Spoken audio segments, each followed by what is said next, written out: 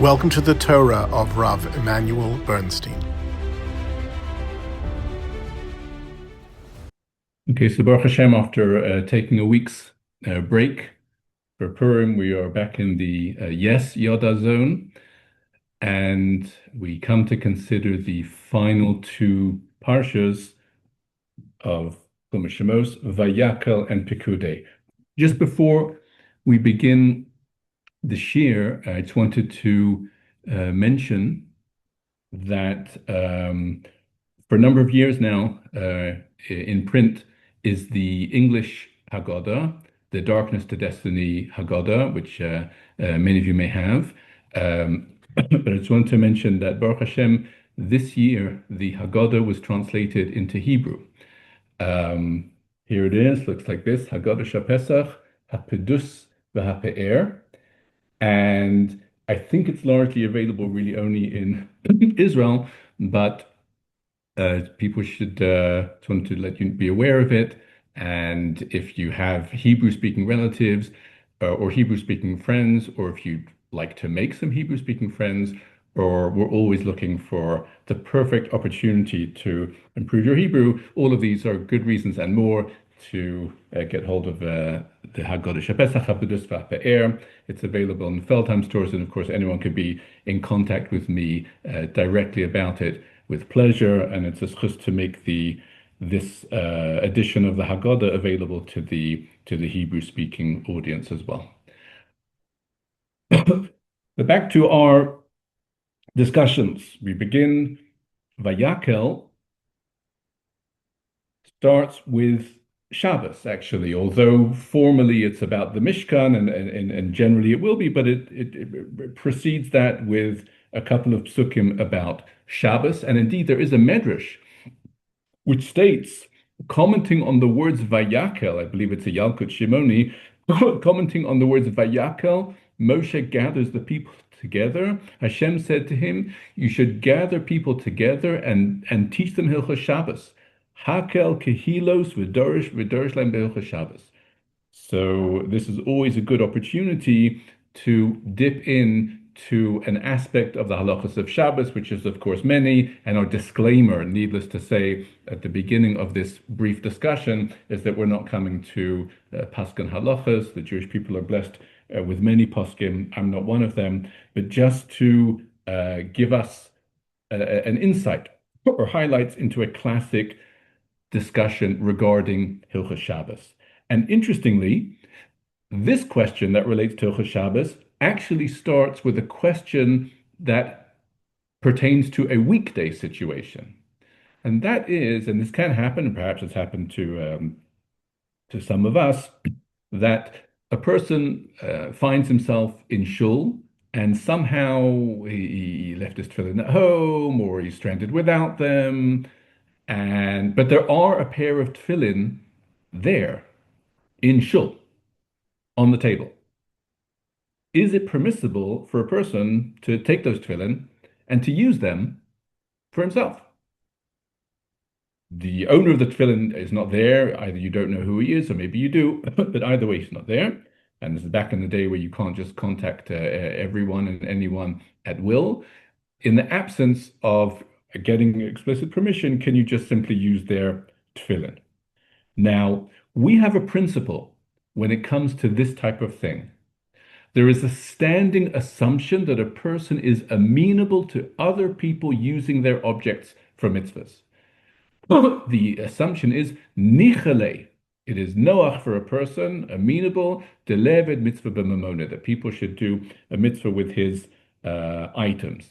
And therefore, following on with that, we assume the owner of the tefillin will be only too happy for you to use his tefillin. However, there is a caveat.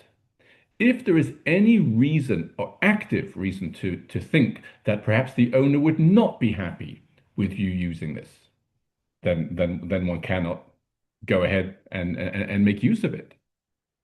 And when it comes to tefillin, says the Mishnah Berurah, some people are a little sensitive.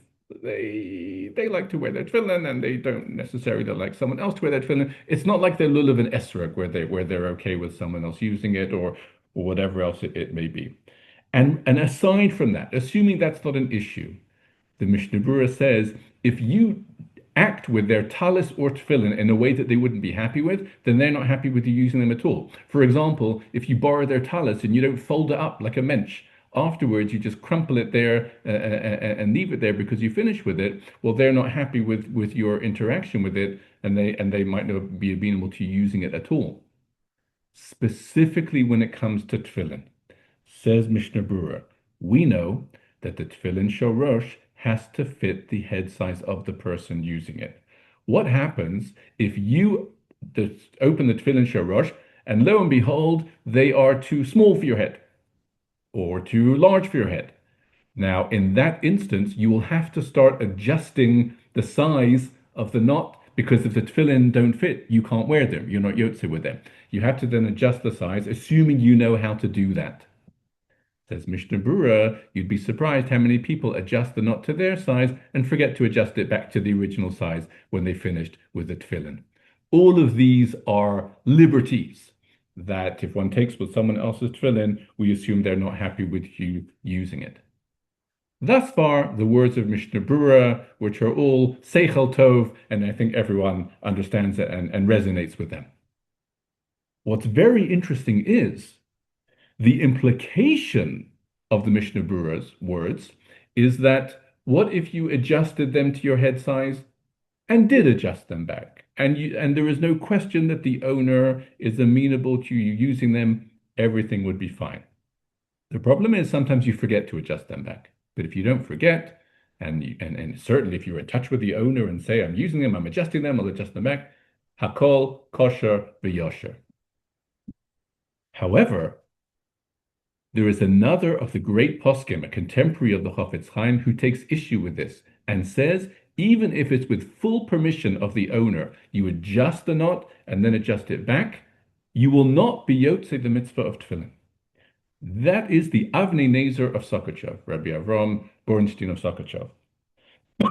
The question is, why not? Everything was done with permission. You adjusted it to your head size. You adjusted it back to his head size. Everything is fine. Why is there a problem? Says the Avnei Nezer, the problem lies in one of the halachas of Shabbos. One of the 39 halachas of Shabbos is that of kosher tying knots. All the 39 malachas, as we know, we learn from the Mishkan. In the Mishkan, they tied knots in order to make nets, to catch whatever it is they needed to catch or trap to use for the Mishkan. So the malachas we learn from the Mishkan, as Rabbeinu Bachya points out. We rest from doing malacha on Shabbos in order to commemorate Hashem resting from creating the world. Well, how does one know which malachas were involved in creating the world? We don't create the world in our own experience, but the Mishkan is looked upon as a microcosm, as a replica in miniature of the forces of the world. And therefore, the closest we can come to paralleling Hashem's resting from creating the world is to rest from that microcosm of the world, which is the Mishkan. And therefore, all the malachas that were done in the Mishkan, we avoid on Shabbos, and there are 39 in number. And one of them is kosher, is tying knots. It is a malacha on Shabbos. So Shabbos is one of those rare times when you actually hope that something isn't kosher for religious reasons. The malacha of tying knots we look to avoid. One of the unique elements of the malacha of kosher is that one only violates the malacha of tying knots on Shabbos if you intend for that knot to remain permanently. But if you intend it for it to be only temporarily, it is not the d'oraisa violation of kosher on Shabbos. This is unique to the malacha of kosher, almost unique, certainly very, very unusual. To be clear, we're not talking about the actual capacity of the knot to remain intact permanently. That there are other malachas like that, like writing. If you write in something which is transient in nature, you write with the vapor on a window or something like that. So then that's not writing malacha because the writing itself cannot last. Here we're saying more than that. Even if you tie a knot that could remain permanently, but you intend to untie it within an hour or so, that alone means it is not the malacha of kosher. Very important to know, and it's unique. For purposes of illustration, if you try this with the malacha of kosev, of writing, you're going to get into trouble. If you would write with permanent ink with the intent of erasing it 5 minutes later, not only is that not mutter, if you write it and erase it, you've done two malachas. One's called writing and one's called erasing. Because as soon as the ink can remain permanently, that's the malacha regardless of your intention to undo it presently. But the malacha of kosher is not like that. And if you tie even a knot that could be permanent with the intention of undoing it, that's not kosher. That's not tying a knot. How does this relate to the tefillin situation? Says the Avnei Nezer, what did we just learn from Hilchos Shabbos? When it comes to the concept or the entity which is called a kesher, a knot, it doesn't have the status of a kesher until you intend for it to remain that way. But if you tied a knot intending to untie it presently, it doesn't have the status of a kesher. Now, in order to fulfill the mitzvah of tefillin, you need to have the kesher to be your size for tefillin shel Rosh. If you undo it and adjust it, just for as long as you need it for Shacharis, which is anything up to an hour or less or whatever, and then you intend to return it back, so the kesher that you make for your purposes is with temporary intent. That's not a kesher. That's what we learned in Hilchos Shabbos. And therefore you would not fulfill the mitzvah of tefillin, not because you violated the owner's wishes, but because you put on tefillin without a kesher. Because the knot that you made is just for an hour. A knot that's made for an hour with the intention of undoing it after an hour is not kosher. So says the Avnei Nezer, and moreover, the Avnei Nezer concludes by saying, "Umitzvah lefarsem." It is a mitzvah to let people know about this. They shouldn't be using other people's tefillin, adjusting them. They think they're doing the right thing, but they've just their tefillin are not tefillin if the knot is made with the intention of reverting it presently. So says the Avnei Nezer. Very interesting. And yet, as we noted from the Mishnah Berurah's words, it seems, or it's implied, that the only problem is you may not return the knot to how it originally was, and that's a violation of the owner's wishes. But if you did return it back, it would be fine, even if the knot was only on your size temporarily. What would he say to the Avnei Nezer's issue that he raised, that that's not considered to be a kesher? Says Reb Shlomo Zalman Auerbach in the Sefer Minchas Shlomo, to understand the Mishnah Berurah's position,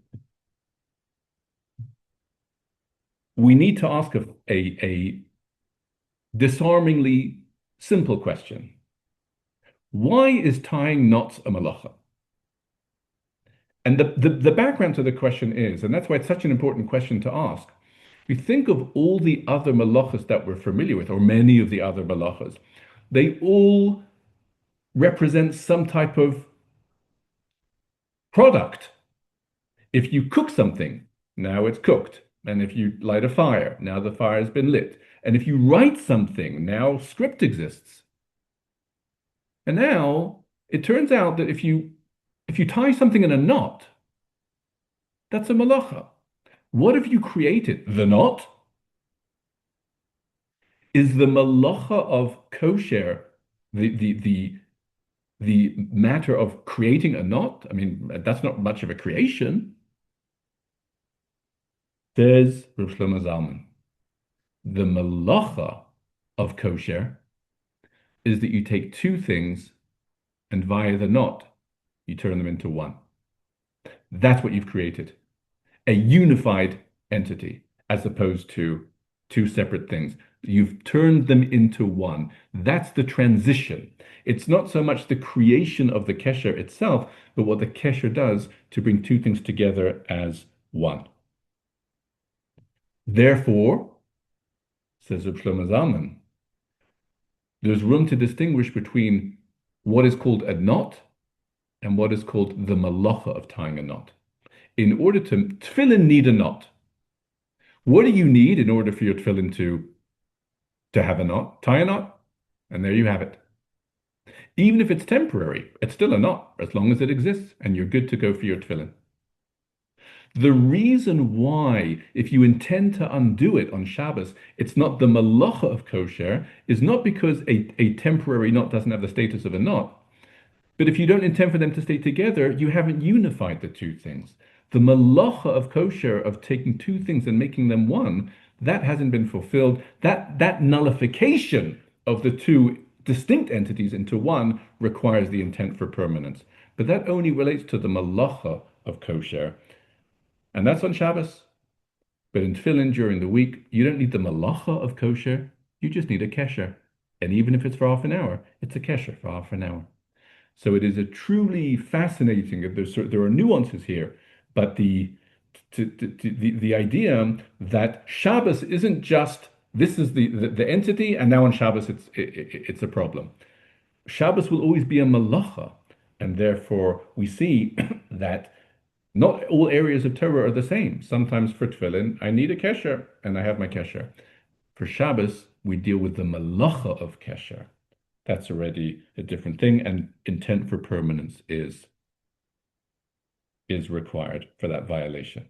So these are, again, some classic highlights from the discussion of one of the malachas, which is quite prevalent in one form or another. There are knots that can be in all sorts of places. If a person ties their shoes, they tie a knot. One needs to know exactly how that works.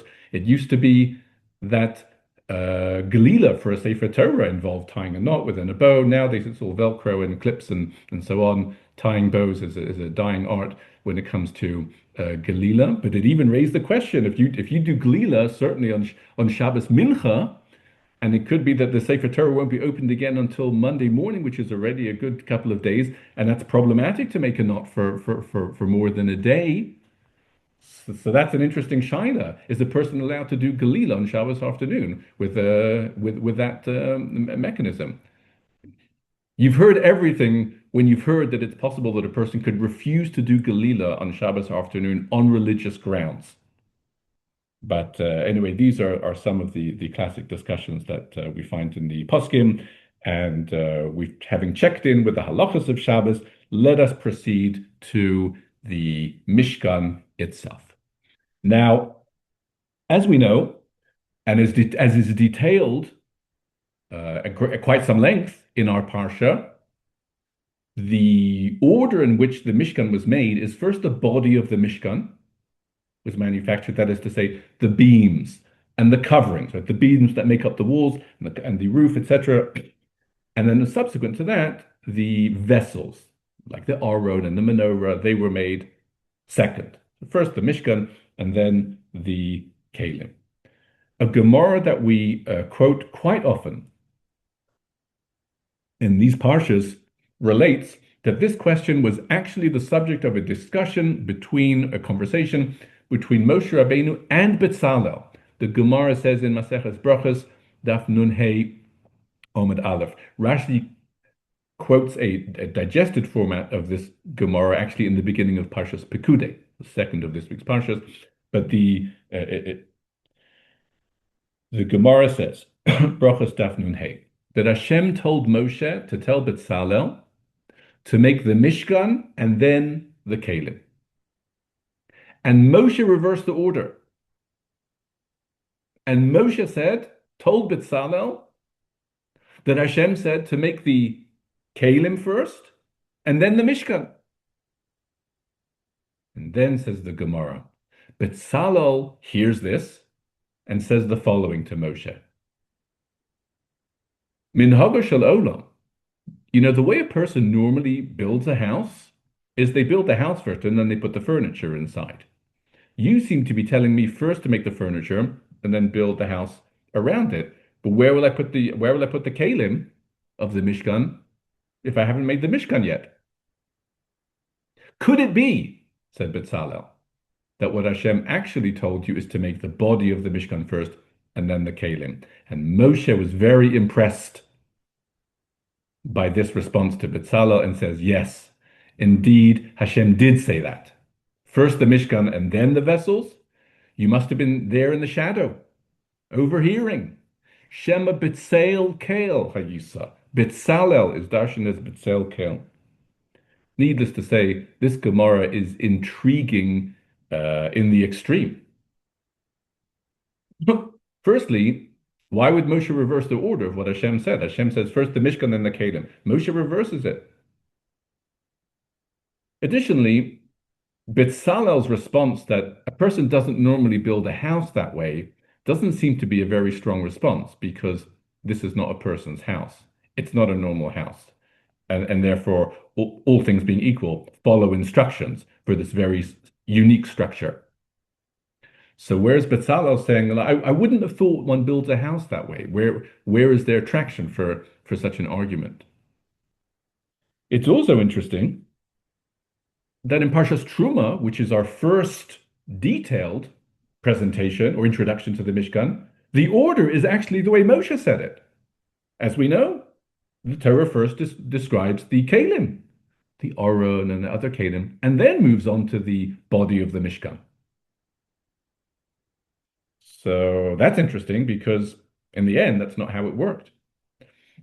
And yet, even in the beginning of Parshas Kisisa, where the Mishkan is described in brief, we already see the reversal.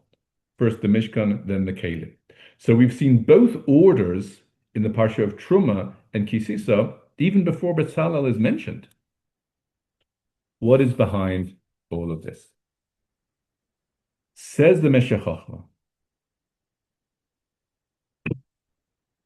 within the hierarchy of what we would call Kedusha, every individual Jew has Kedusha, has sanctity, the Kedusha of Yisrael.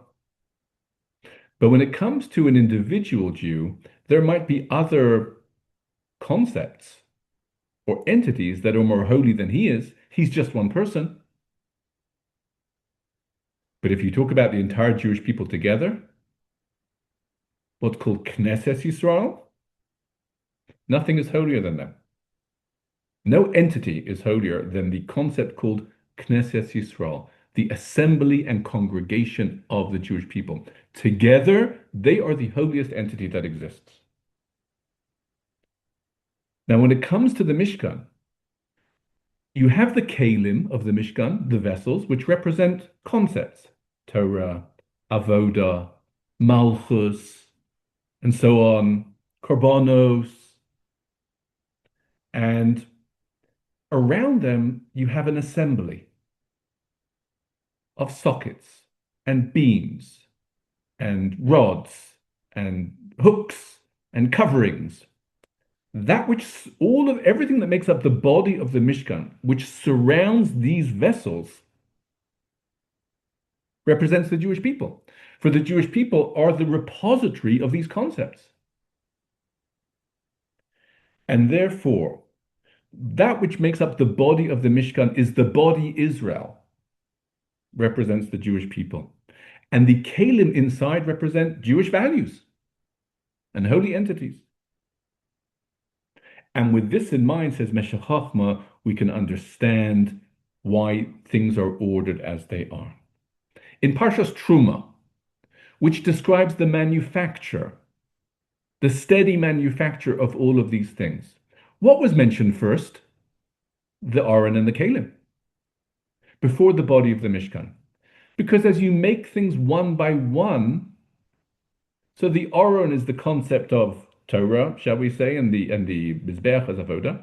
And as you make the planks one by one, or the boards one by one, and the hooks one by one, they represent individual Jews. And when it comes to an individual Jew, his sanctity is superseded by the sanctity of these lofty concepts. And therefore the vessels that reflect and depict those concepts came first before the individual planks that make up the Jewish people. That's in Parshas Truma when things are being made. But in Parshas Kisisa, when we're talking about things already made, they now need to be anointed and sanctified. Once everything is already made, all of the pieces of the body of the Mishkan are already there. You're talking about the assembly of the Jewish people.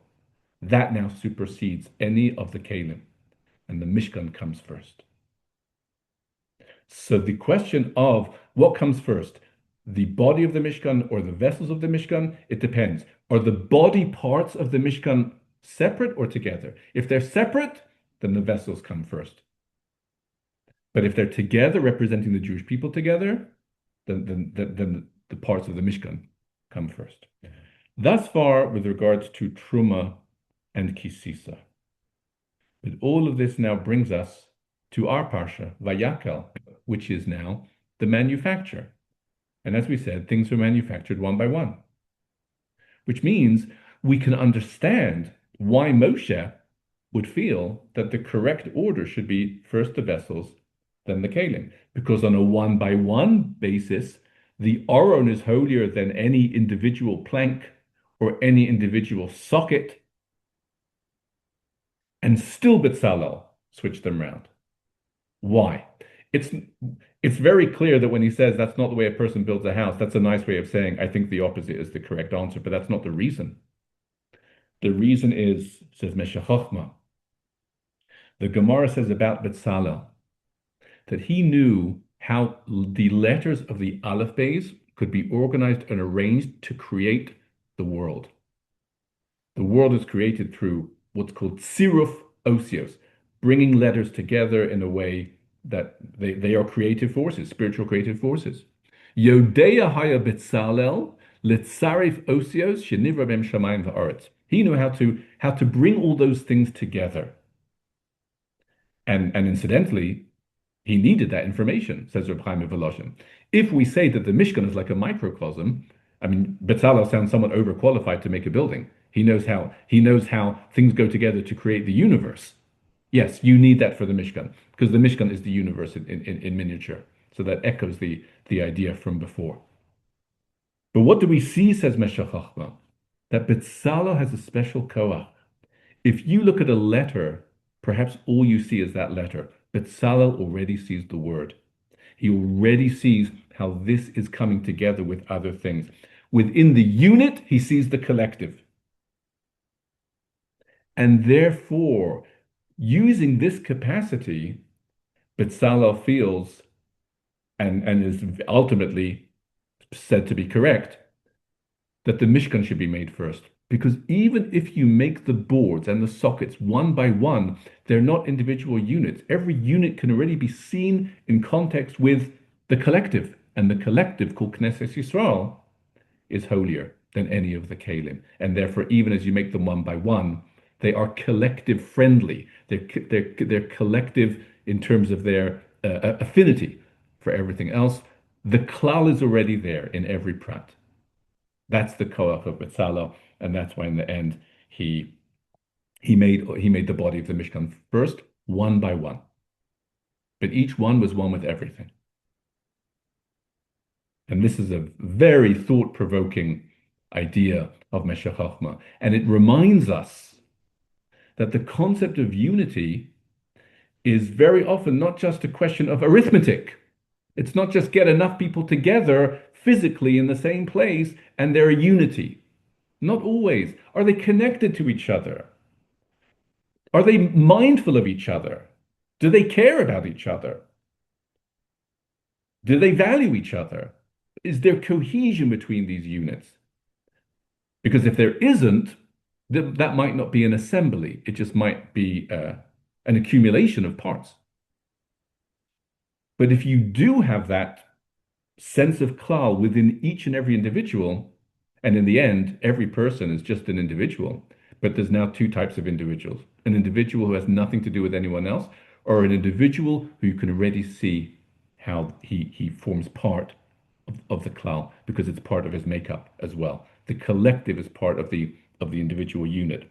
That's a call towards each and every individual to have the klal in mind, to have the well-being of the klal in mind. And then he's a klal prat. And that's what we learn from Betzalel. Further on this matter, I came across in the drushes of the Aruch Laner, Rabbi Yaakov Ettlinger, whose drushes are called Minchas Oni on the Torah. Very, very profound drushes. The Aruch Laner was one of the Rebbes of Rav Hirsch, the Rav in Alton in Germany in the early 1800s. And the topic of our parshas is the manufacture of the Mishkan, and we know that the Mishkan comes as significantly as an atonement for the Chet HaEgel. Without getting into the question, was the Mishkan even spoken about before the Egel? Rashi and Ramban, do we say Ein Mukdam U'Me'ucher B'Torah?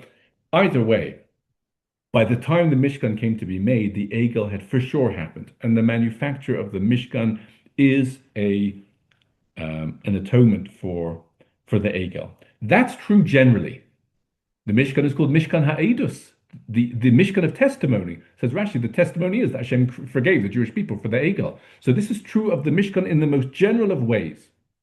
And yet we find there is one element specifically within the Mishkan that is associated with atoning for the Egel, and that is the Kapporos, the lid of the covering of the Aron, the Kapporos upon which you had the Kruvim. Says the Yerushalmi, let the gold of the Kapporos come and atone for the gold of the Egel. Now, this is very interesting. It's very intriguing. I mean, the Kapporos, of course, exceedingly holy. It's the covering of the Aron, but it is not the only thing in the Mishkan that's made of gold. Okay, the Egel Azav is made of gold. You want good things to be made out of gold. The menorah is also made out of gold, and so is the Aron. It's part of it. And yet the specific emphasis on the covering of the Aron. Let the gold of the Kapporos come and atone for the gold of the Egel. What is the idea here? We know the way that the Kruvim, the two cherubs that are on top of the Kapporos, drawn out from the Kapporos, the way the pasuk describes them is upneihem ish el achiv. They were facing each other. Upneihem ish el achiv. However, the Gemara informs us that that wasn't always necessarily the case, and it cites a pasuk in Sefer Melachim, also talking about the Kruvim, which describes them as Pneihem Labayis. They're facing away from each other. Each one is facing a different wall of the house. So the Gemara says, well, how are we to understand the placement of the Kruvim? Or which way are they facing? Are they facing each other? Or are they facing away?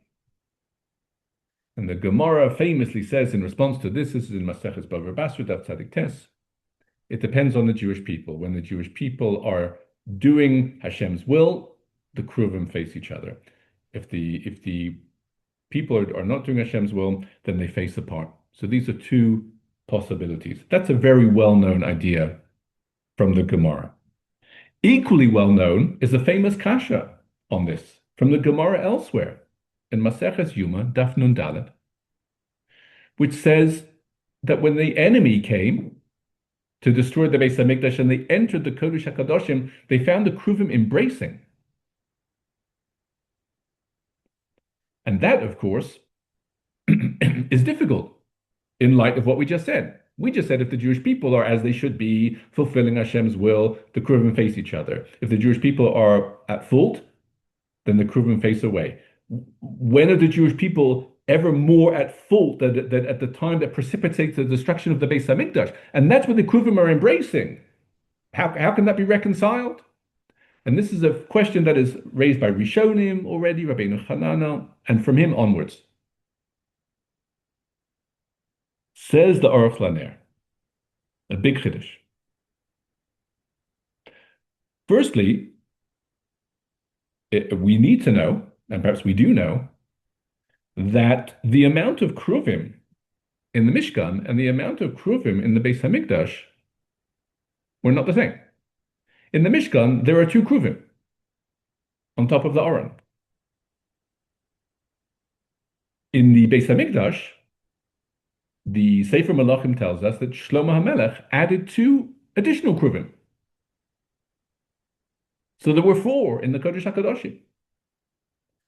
And we are, of course, curious to know what is behind Shlomo HaMelech, to the extent that we can understand, adding 2 extra kruvim. What do those kruvim have that the original kruvim don't have? What are they adding to the equation? Says the Aruch LaNer.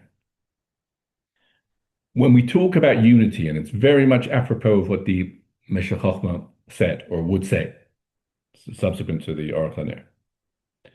Unity still, of course, is a celebrated idea among the Jewish people. We can't have too much of it. But it still makes a big difference to know what is it that unifies the Jewish people. To present an extreme example, the Gemara says there's some types of people that should not be together. Rishaim should not be together. Not good for them. It's good for tzaddikim. Kinus letzaddikim, says the Gemara in Sanhedrin. It's good for them, good for the world. Not so much for Rishaim. Now, obviously, we don't like to think of any of the Jewish people of Rishaim. But what we do see is, what is it that unites the Jewish people? It could be something elevated and idealistic and lofty. It could be something quite mundane. And the lower the level of the unifier, the lower is the quality of the unity. And the Jewish people can be unified over many things. And specifically, in this regard, life, once we enter the land of Israel, is quite different than life in the Midbar. In the Midbar, of course, our existence was largely spiritual. Man from heaven, not really many parnasa needs, everyone is available for spiritual pursuits. That's life in the Midbar, as we know. And we can't stay that way indefinitely. We enter the land, and when we enter the land, there are now more physical pursuits and temporal pursuits. And this is what is behind the addition by Shlomo HaMelech of 2 extra kruvim. Why? What is the difference between them? Moshe made 2 kruvim, that is to say through Betzalel, and Shlomo made 2 kruvim. The kruvim of Moshe rest on top of the Aron. The kruvim of Shlomo HaMelech rested on the ground. And what does that tell us? It tells us, and of course they represent, once again, as soon as there's 2 of them, it's the Jewish people. And there's another element to the Jewish people now. In addition to the Torah, to their spiritual pursuits, they now have physical pursuits. They have artsy pursuits. And that's why Shlomo's kruvim are standing on the ground. It's another aspect of what goes in to make up the Jewish people. And it's meant to be there. And moreover, there's place for them in the Holy of Holies. Everything that is physical about the land of Israel should also be incorporated into the holiest of things. There's room, those kruvim that stand on the floor, on the aretz, are in the Kodesh HaKadoshim. But the critical question is, ultimately, what is it that unifies the Jewish people?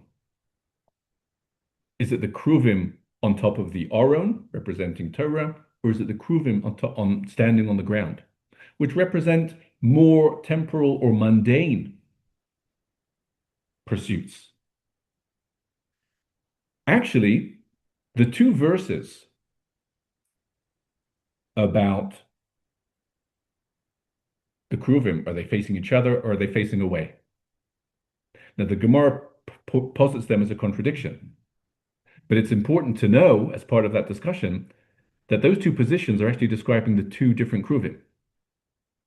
When the Torah says the kruvim face each other, of course, it's talking about the kruvim of Moshe Rabbeinu. There only were 2 at that time.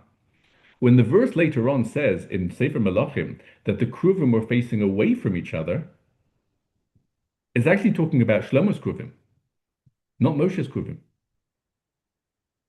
Which is interesting, because the default position You could say the ideal position for the Kruvim is Moshe's Kruvim should be facing each other, and Shlomo's Kruvim should not be facing each other. Because what Shlomo's Kruvim represents is the more earthly aspect of Jewish existence, but that cannot be the primary basis of Jewish unity. It's part of it, it's a build up to it, it's a platform for it, but it cannot become it. And if it does, it could be a negative thing. It's a very important message. And this message is echoed by Rav Kook. Zatzal. There's a Mishnah, I think it's a well-known Mishnah in Maseches Brachos. Which way are you meant to face when you daven? Well, you face towards the land of Israel. And within that, towards Yerushalayim, as we know. We often ask which way is Mizrach, that's misleading. Meaning, if you're to the west, face east. But if you're to the east, find out which way is Ma'arav or Tzofan or Dora. What you really are doing is you're facing the land of Israel. And then the Mishnah discusses what if a person doesn't have any sense of direction, or if he's blind, then what should he do? He doesn't know which way to face. So should he not daven? What if he's facing the wrong way? Says the Mishnah, Yechavin es libo la'aviv shebashamayim. He should incline his heart towards his Father in heaven. Don't worry about the directions. It's not something he can do. So says the Mishnah. Says Rav Kook, what does it mean? Why does every Jew face towards the land of Israel when they daven? Because the land of Israel is central to the Jewish people. That's why. But why is the land of Israel central? Many nations, lahavdil, many nations have a land that is central to them. The Jewish people's relationship with its land is not like other nations' relationship with their land. It's not just for the same reasons. For other people, it may be reason enough. For the Jewish people, it's not reason enough. It's a platform, as we say, it's a basis. But sometimes these temporal national unities can even be derailing from higher basis of unity. Says the Mishnah, when you daven, you face towards the land of Israel, meaning in your entire Jewish life should be focused around the land of Israel. But what if the land of Israel blinds you? Or what if it makes you lose all sense of direction? Says Rav Kook, this is in a Sefer Ein Ayat, Perish Ein Ayat Techidushi Aggadah in Brachos. Because sometimes what's meant to lead you ever upwards, it just stops you. Because this becomes the end in itself. What does the Mishnah say? Forget about it. Don't worry about which way you're facing. Just incline your heart towards Hashem. If it's blinding you, then leave it alone. And that is the message of Shlomo's Kruvim. It's a nuanced message. It's a delicate message. They're in the Kodesh HaKadoshim, facing away from each other. And with this in mind, says the Aruch LaNer, let us come back to that Gemara in Yuma, which says when the enemy destroyed the Beis Hamikdash and entered the Kodesh HaKadoshim, they found the Kruvim embracing. And everyone asks, but I thought they're meant to be facing away from each other. So if the Jewish people aren't acting as they should, and of course, if the Beis Hamikdash has been destroyed, that's a low point for the Jewish people. Why are the Kruvim embracing? Says the Aruch LaNer, let us ask a simple question. Which Kruvim did the enemy find embracing? We assume that they found the Kruvim on top of the Aron, but there's just one problem. We have a tradition, the Gemara cites it, Rambam cites it, that a number of years before the Churban, Yoshiyahu HaMelech hid the Aron in a tunnel underneath the Kodesh HaKadoshim. Now, in light of that, the Aron, including its Kruvim, were not present when the enemy entered the Kodesh HaKadoshim. Which Kruvim were present? Shlomo's Kruvim. And they were embracing. And that's not good. Because what it represents is they should have been facing away from each other. The basis of Jewish unity should have been higher elements, but they became lower. And that's not in concert with fulfilling Ratzon Hashem. And therefore, those Kruvim embracing was a symptom of the problem. Very powerful message. And what does this have to do with us? It turns out that what the kapores of every entity, what the kapores represents, is unity, and the Torah is the unifier. The Torah should be the unifier of the Jewish people, their heritage and their Torah values, etc. The real problem with the Egel, I mean, there were many problems, but what exacerbated the problem to the nth degree was that the people were congregated around it. It's terrible to hear those words, but in Parshas Kisisa, they assembled before Aaron and told him to make the Egel. Jewish togetherness was used and harnessed for a very bad thing. So what's the full tikkun? The tikkun of the Egel, the rectification of the Egel, is not just quote unquote to do the right thing. It's to get the Jewish people together around the right thing, to harness that very powerful thing called Jewish unity for the highest of purposes. Because in the Egel, it was used for the lowest of purposes. And now we understand why out of all the entities, and that we say the Mishkan in general is a kapara for the Egel. It is. That of all the parts of the Mishkan, the kapara specifically, because the kapara has the message of what is meant to unify the Jewish people. The kruvim on top are facing each other because they're on top of the Aron. They're on top of the Torah. That's where it draws out from. And hence the gold of the kaparas receives special mention. And I think this is an important message for our time as well. We are witness over the last couple of years to many people who discovered the Jewish people after either having forgotten about it or tried to forget about it or never really have known about it. But circumstances, global circumstances, have brought them back together with the Jewish people. And the question is, what are we to make of that? And the answer, as per the Aruch LaNer and Meshech Chochmah, is it is an amazing beginning, but it's not the end. As if to say, when Jews throughout the world who didn't really know much about their people discover their people, that is a first step. And what is the next step? What does it mean to be the Jewish people? What is it really that makes the Jewish people distinct in they are? And as long as the journey continues upwards, so then this first step will be the first of an incredible journey. But if it stops there, so that's what the Aruch LaNer is talking about. Indeed, the Meshech Chochmah says in Parshas Nitzavim, for many people, their way back to Teshuvah will first be to reconnect with the Jewish people. And when they do that they will have enough of a platform to keep going. You discover the Jewish people, okay, now discover what makes the Jewish people.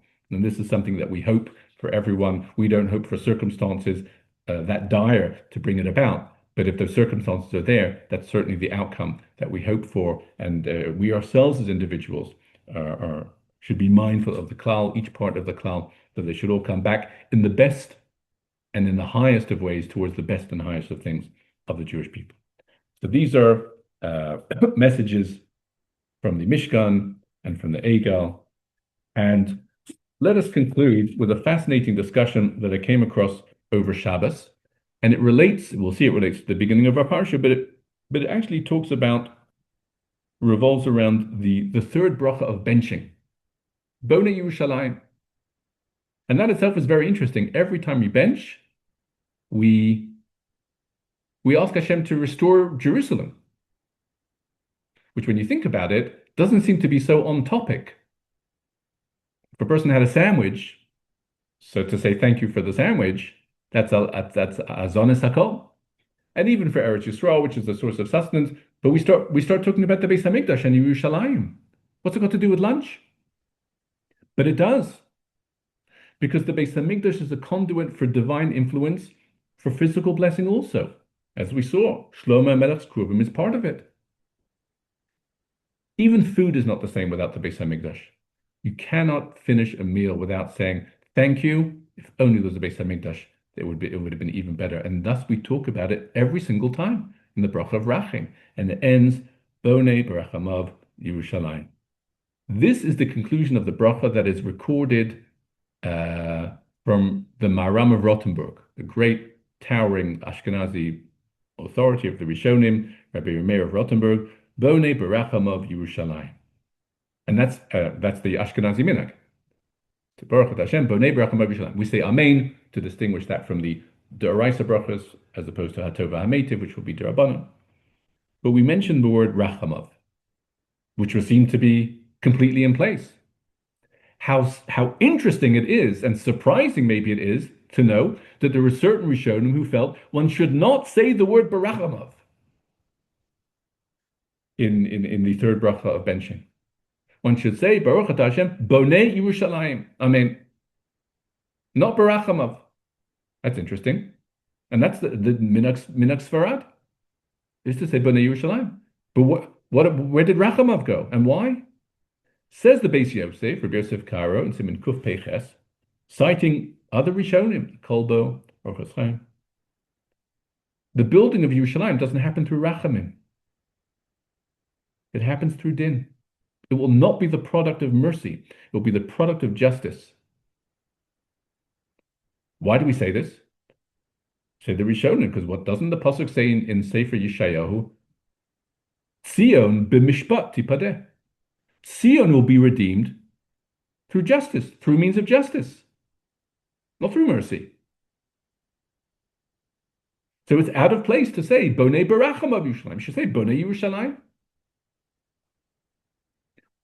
Interestingly, in the Shemona Esrei, I think all say Bonei Yerushalayim. I don't think anyone says Bonei Berachamav Yerushalayim. That's interesting for Ashkenazim, why we would say it in benching and not in Shemona Esrei. But either way, says Rabbi Yosef Karo and concurs with this idea. One shouldn't say Berachamav. The restoration of Yerushalayim will happen through the means of heavenly justice, not heavenly mercy. Tzion b'mishpat tipadeh. So says Beis Yosef. Now the Ramah, Rabbi Moshe Isserles, representing Minhag Ashkenaz, in his commentary Darkei Moshe to the Torah, so he raises a very interesting question.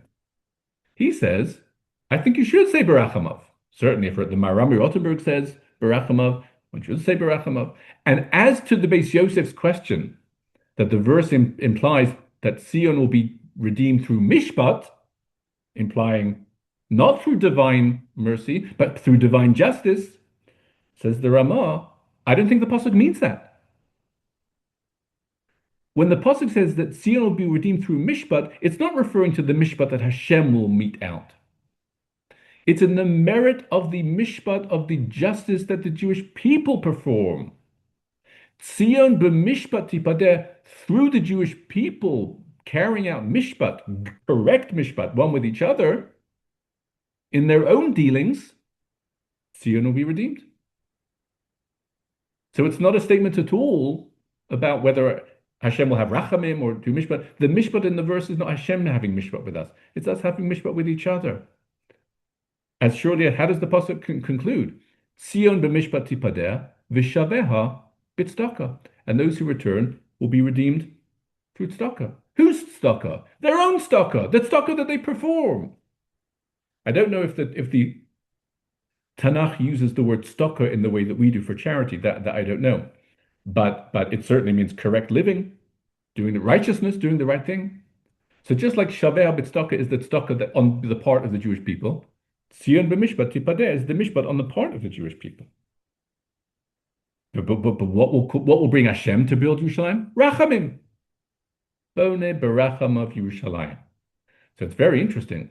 In the midst of a pure halachic discussion, is a parshanut discussion in the Navi Yeshaya. What does it mean? Sion b'mishpat tipadeh. And that's how it goes. However, the Vilna Gaon sides with the approach of the Shulchan Aruch, that one should say Bone Yerushalayim. Those who go like the Vilna Gaon, it's recorded in the Maaseh Rav, the Minhagim of the Vilna Gaon, doesn't say Berachamav, says Bone Yerushalayim. And I saw an explanation of this by Rav Hershel Schachter, one of our great Gedolim of our times, Rav Hershel Schachter. And I wasn't able to get a source. I tried to have someone to ask him before the shir. Perhaps I'll find out afterwards. But he says this on behalf of the Vilna Gaon, The rebuilding of Yerushalayim will take place through Mishpat, even if it starts with Hashem having rachamim on the Jewish people. How does that work? The answer, says Rav Shechter, quoting this idea, is in the beginning of Parshas Pikudei. Eile Pikudei HaMishkan, Mishkan HaEdus. The beginning of the second of this week's Parshas. And the word Mishkan is mentioned twice. Pikudei HaMishkan, Mishkan HaEdus. Says Rashi, why is Mishkan mentioned twice? Because Mishkan is explained from the word mashkon, collateral. The Beis Hamikdash was taken as collateral for the Jewish people. If you have a debt and you can't pay it, one of your assets is taken as collateral. And that happened twice with the first Beis Hamikdash, second Beis Hamikdash. So we currently don't have the Mishkan as being held as collateral. Says the Vilna Gaon, if something that belongs to you is held as collateral, then when you repay your debt, the lender is obligated to return the collateral. Al pi din. If you pay your debt, he's obligated to give it back. What if he forgoes your debt? What if he waives it, says you don't owe me money anymore? That's very nice. That's called rachamim. Now you have to give my collateral back. You waived the debt, so now the collateral comes back. Bedin. And therefore, because the Mishkan is taken as collateral, so whatever reason Hashem says the time has come to redeem the Jewish people, whether it's even if it's through rachamim, that means Hashem is saying, I'm having rachamim on you, and I'm waiving all of your debts. We will say, thank you. And the second thing we'll say is, please give us the Beis Hamikdash back. Bedin, because it's ours, and the debt has been erased. And that's called Bona Yerushalayim. Without rachamim. The Binyan Yerushalayim is something that, so to speak, HaKadosh Baruch Hu will be obligated to do once he decides to redeem us. And these, of course, are fascinating ideas and inspiring ideas. And these are times when we think about the future of Bona Yerushalayim. We're headed towards the month of Nisan, a month of Geula, where the Jewish people started, where Geula began for us. And so Navi says, Ki meitzeischa me'eretz Mitzrayim, our enemy flows. We're promised that just as we were shown wonders when we left Mitzrayim, it will happen again. We're living in a time of wonders. Some of the wonders are difficult wonders, but they are miracles nonetheless. And we have begun a process that we hope and pray will reach a good outcome swiftly and painlessly for the Jewish people. And we hope for Besuras Tovos, Leklal V'Leprat, and all of the Jewish people should be recipients, Bekorov, of Besuras Tovos, Yeshuas V'Nechamas. All the best.